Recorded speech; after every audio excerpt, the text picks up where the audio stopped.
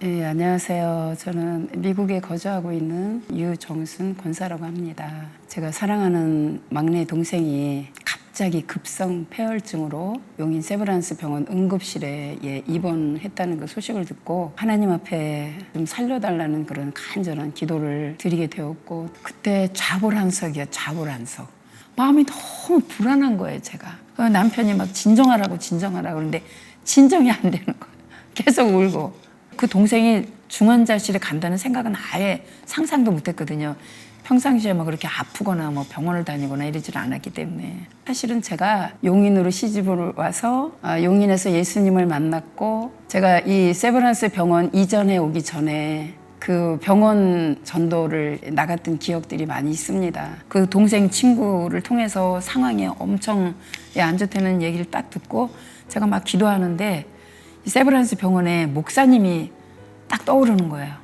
그래, 지금이라도 빨리. 제가 못 가니까, 제가 못 오니까. 이 세브란스 병원 근처에 제 지인이 살고 있었어요. 그래서 연락을 했어요. 지금 너무 급해요. 너무 급해요. 지금 빨리 세브란스 병원의 그 원목실에 찾아가셔서 지금 중환자실에 있는 동생에게 빨리 가서 지금 기도를 좀 부탁해 주세요. 그랬을 때 이제 그분들이 또 바로 오셔서 목사님 찾아뵙고, 지인의 동생이 이렇게 위급한데 기도를 부탁합니다. 이제 근데 참 목사님이 기도해 주신다는 그게 막 저한테는 그게 너무너무 그게 위로가 됐어요. 너무 뜻밖의 소식이 들려왔습니다. 담당하시는 선생님께서 마음의 준비를 하셔야 되겠다는 말씀을 하셔서 저희 모든 식구들은 임종을 준비해야 되겠구나, 장례식을 준비해야 되겠구나.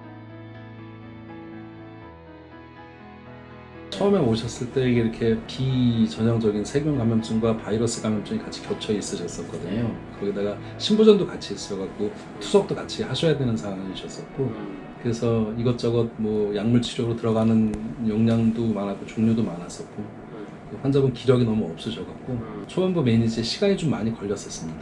가족들은 사실 장례를 준비하고 계셨다고. 그 정도로 이렇게 중증도가 높으신 상태셨었죠. 길게 내다볼 수가 없는, 한치 앞을 내다 예측하거나 예견할 수가 없는 상황이었기 때문에 그냥 하루하루 그냥 그날 상황에 충실히 임하자라는 그런 생각으로 그냥 치료를 했었죠. 2주간의 격리 생활이 끝나는 날 너무 기쁘고 기쁜 소식이 들려왔습니다. 담당하시는 선생님께서 폐가 좀 이렇게 회복되면서 손가락 같은 거를 움직이고 조금씩 자가 호흡을 시작했다는 그런 소식이 들려왔습니다.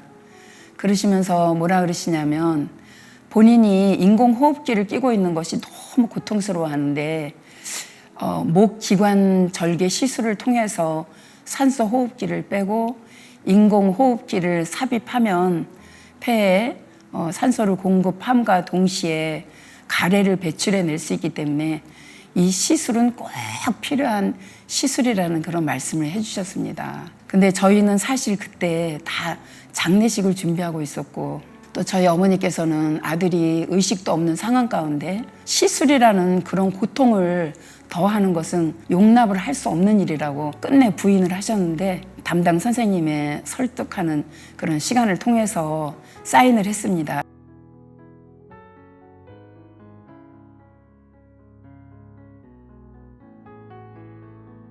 그래서 제가 어떤 기도를 했냐면, 하나님, 날 때가 있고 죽을 때가 있는데 그냥 지금이 주님 품 안에 가야 될 때라 그러면 하나님 데려가 주세요. 원색적으로 얘기하면 죽여주세요. 이런 기도했습니다. 내 마음이 너무 아팠습니다. 제가 미국에서는 막 살려달라고 그러고 뛰어왔는데 앞으로 펼쳐질 일들을 생각하면 도저히 감당할 수가 없는 거예요. 그래서 하나님의 때가 지금이라면 하나님 빨리 데려가 주세요. 그런 기도를 드렸을 때 주님께서 저에게 어떤 장면을 떠오르게 하시냐면은, 미국에서 백인 경찰이 흑인 플로이드라는 사람 정말 목을 눌러 죽인 그 사건이 이게 딱 크로즈업 되면서 주님께서 어떤 마음을 주시냐면, 너는 지금 생명을 살리는 일을 하는 게 아니라 죽여달라고 하는 네가 바로 그 경관하고 똑같은 그런 사악한 죄인이라는 그 마음을 주시는 거예요. 그 마음을 주시는데,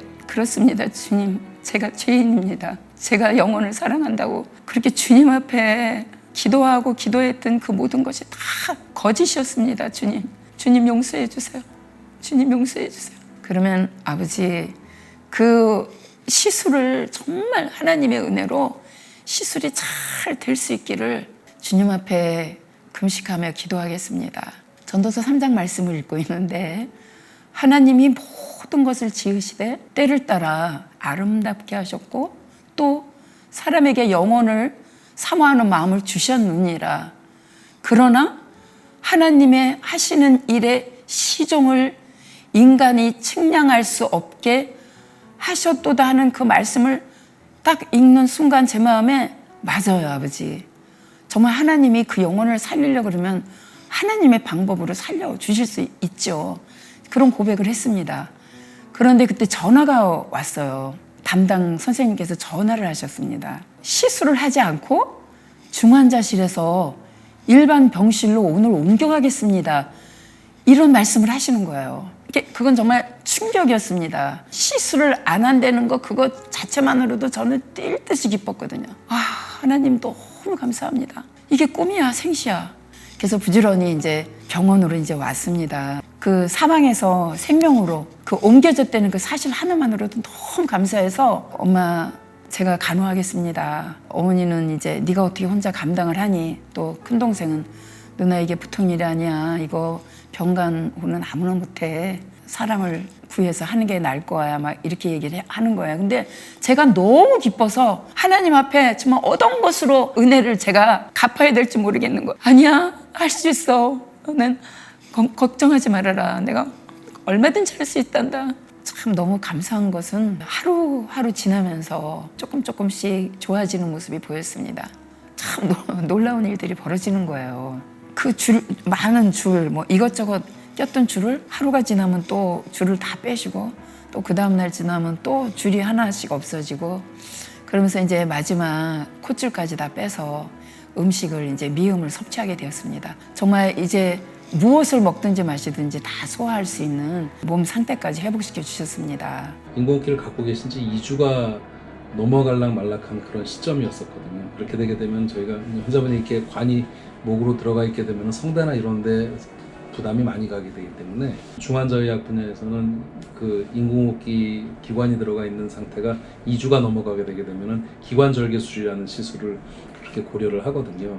그래서 그거를 설명을 드렸었는데 다행히 그 시점 때 기관절개술의 도움 없이 인공호흡기를 이탈하는데 무사히 성공을 하셔가지고요. 예. 그런 경우가 좀 많이 있나요? 그런 경우가 그렇게 흔치는 않죠. 흔치는 않습니다. 제일 감사드리기는 제가 이 병원에 있는 동안에 간호사님들, 선생님들 정말 환우들을 돌보시는 그 모습이 제겐 참 감동이었어요. 지극히 작은 것 하나라도 바로바로 오셔서 그때그때 즉각 조치를 해주시는 거예요. 목사님께서 유튜브 방송이 있다는 말씀을 해주셔서 제가 이제 잠깐 들어가서 봤습니다. 제가 어떤 분인지 성함은 기억이 안 나는데 그분이 이런 말씀을 하셨어요. 이 용인 세브란스 병원은 하나님이 감춰놓으신 보물입니다. 저 그 말이 얼마나 감동이 되는지 참 아름다워요, 여기 선생님들. 그러니까 외모만 아름다운 게 아니라 내면이 너무너무 아름다운 거예요. 왜냐하면 이분들은 정말 날개만 달려있지 않지 그 환자들을 향한 그 애정이 있더라고요. 이 병원이 좀 다른 게 뭐냐면은 환자의 입장에서 치료하신다는 그런 마음이 많이 들었어요. 선생님들도 그러고 간호사분들도 그러고 정말 환자 편에 서서 이 환자가 지금 뭐를 불편해하는지 그 작은 소리까지도 귀담아 들을 수 있는 간호사분들도 그렇고 이렇게 느껴지더라고요. 정말 진심에서 제가 감사를 드려요. 그리고 너무너무 사랑이 많으세요. 제가 건강하다 보니까 병원에 많이 다닐 일은 없는데 의사 그러면 좀 냉정하고 싸늘하고 막 그런데 이 병원에 계신 분들은 환자들과의 관계 이런 걸 참 잘 하시는 것 같아요. 네, 가족처럼 편안하게 그리고 너무 여러분들이 돌봐주시더라고요. 많았으면 좋겠는데 이렇게 많지는 않습니다. 많지는 않은 게 현실이고요. 뭐 안 좋은 얘기들 듣는 것보다야 기분은 좋죠. 근데 그냥 좀 담담했습니다. 예. 이게 왜냐하면 그분 그거 이외에도 뭐 그 자가 면역성 용혈성 빈혈이라든가 좀 갖고 있는 기저질환, 그 만성적으로 끌고 가셔야 되는 기저질환이 많기 때문에, 그래서 처음에 겪으셨던 것 같은 그런 악재를 또 겪으실 위험성이 있기 때문에, 제가 아까 담담하다고 말씀드렸던 게 끝까지 긴장의 끈을 놓으면 안 되겠다는 그런 생각 때문이었는지, 고맙다고 감사하다고 보호자분들한테 그런 얘기를 들어서 기분이 들뜨기보다는 그냥 좀 담담했던 게 사실입니다.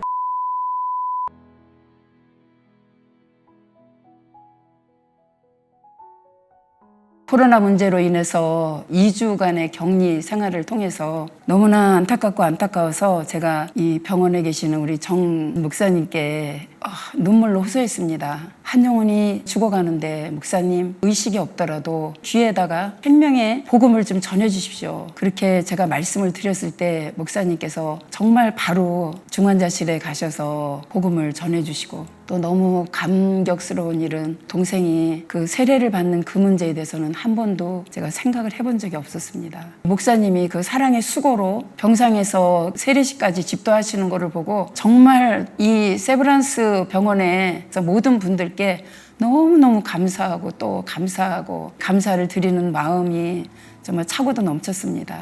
하루에 3번씩 와서 이렇게 예배 드리는 이 예배 처소가 있다는 게 너무 행복한 거예요. 너무 행복해가지고 이제 다음 주면은 퇴원을 하는데 마음에 어떻게 여길 떠날까. 이 병원에 원목실이 있다는 것은 이제 25년 전에 이 병원에서 전도할 때 이 병원에 이제 목사님이 계신 걸 이제 알았기 때문에, 목사님이 계시다는 그 자체만으로도 이 병원에서 정말 아파하는 그 환자들이 목사님이 그냥 기도 한 번만 해주셔도 이분들한테는 지금 엄청나게 힘인 거예요. 왜냐하면 이 코로나 때문에 지금 모든 교회들이 이렇게 마음껏 활동을 못 하잖아요. 활동을 못 할 때 이 병원 안에는 목사님이 계신 거예요. 그래서 앞으로 그런 바이러스가 올지도 모른다 그러는데, 그래도 여기는 기존에 목사님이 계시니까 정말 환우들을 위해서 목사님이 힘 닿는 데까지 정말 그 환우들을 위해서 기도해 주시고, 그렇게 하실 때 저처럼 이렇게 막 엄청난 위로를 받고, 목사님이 그 중환자실에 들어가서 기도 한 번만 해줘도 그냥 저한테는 그게 진짜 엄청난 그 힘이 되고 위로가 되는 거예요. 중환자실에는 아무나 못 들어가잖아요. 그냥 가족도 못 들어가기 때문에, 그럴 때는 목사님이 정말 그 가족들을 대신해서 그렇게 기도해 주시면서 그런 사역을 감당하시면은 정말 앞으로 더 이 용인 세브란스 병원을 이렇게 많은 사람들이 사랑하고 또 이쪽으로 많이 오실 것 같아요. 하여튼 목사님 하셔야 될 일이 너무 많으신 것 같아요. 네, 알겠습니다. 대장님 충성! 이곳에 오는 모든 분들은 그리스도의 사랑으로 육신의 치료만 받는 것이 아니라 저들의 영혼이 하나님이 주시는 그 평안을 누리는 그런 병원이 바로 이 세브란스 병원이라는 생각에 정말 너무너무 자랑스럽고 또 너무 감사드리고, 정말 이 병원에서 고통받는 많은 분들이 영육이 회복되어 기쁨으로 퇴원하는 그런 일들이 끊임없이 이 세브란스 병원에서 일어나기를 한 사람의 중보자로 서겠습니다. 우리 목사님을 비롯해서 또 동생을 치료해 주신 우리 선생님들, 간호사분들께 진심으로 감사를 드립니다.